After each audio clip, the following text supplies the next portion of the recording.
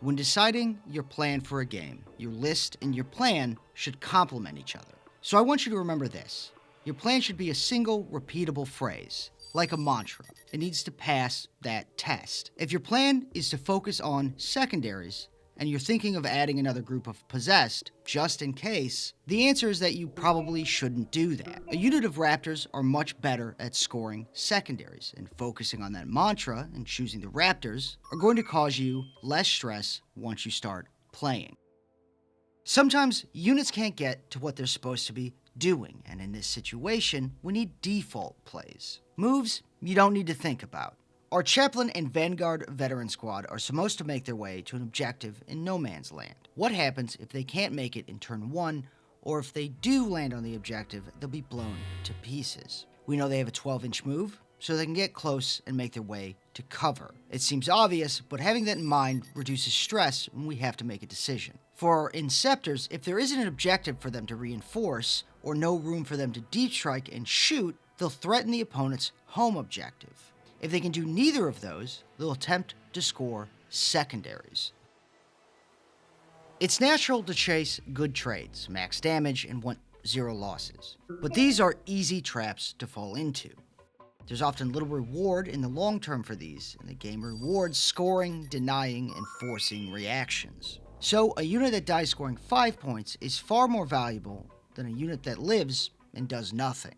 Let's take a look at our Hellblasters. They're in deep strike, and their main job is to keep an objective clear. But we're faced with a situation that if we drop them in, they'll be destroyed. Dropping them in, however, is going to allow them to most likely kill enough to allow us to hold on to an objective, or remove our opponent from an objective.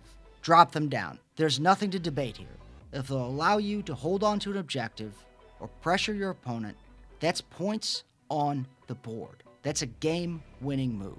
If there's no way they can drop in and make a difference on the objective, even if they destroy a few models or remove some wounds, and the Hellblasters won't be destroyed, but they also don't score any points, don't drop them down. Just because they're a shooting unit doesn't mean they have to shoot something. If they can drop down somewhere else and achieve secondaries, or force your opponent to turn around or focus on something else this turn or the next, that's much more value. Not knowing what to do with a single unit is probably the biggest issue, but having longer to think about a solution doesn't equate to better thinking. If you're not sure what to do with a unit, give yourself 30 seconds to think on it. Choose an action, commit to the action, and move on it. That last part is important. Hesitation leads to questioning, and once you start doing that, it's easy for things to start snowballing and cloud your thinking. Something that may help with decision paralysis is the simple act of keeping it simple. Competitive players may have lists that chain multiple buffs and abilities together, but this can be taxing to remember and execute. So if you're newer to the game or trying to overcome decision paralysis, creating a simple list will help reduce the mental load of remembering every detail of a complicated army. And having a checklist of everything you need to do, like Oath of Moment, so you don't forget, is another simple addition to help you. Despite your best planning, there will be times when you get stuck and you can't find a solid solution. In times like this, aggression can act as a reset button. Try to find a small goal to push for that can threaten your opponent. Getting a unit on an objective, forcing Overwatch, or forcing your opponent to respond. But don't confuse aggression with recklessness. And remember that playing passively hides your opponent's mistakes, while playing aggressively will reveal them.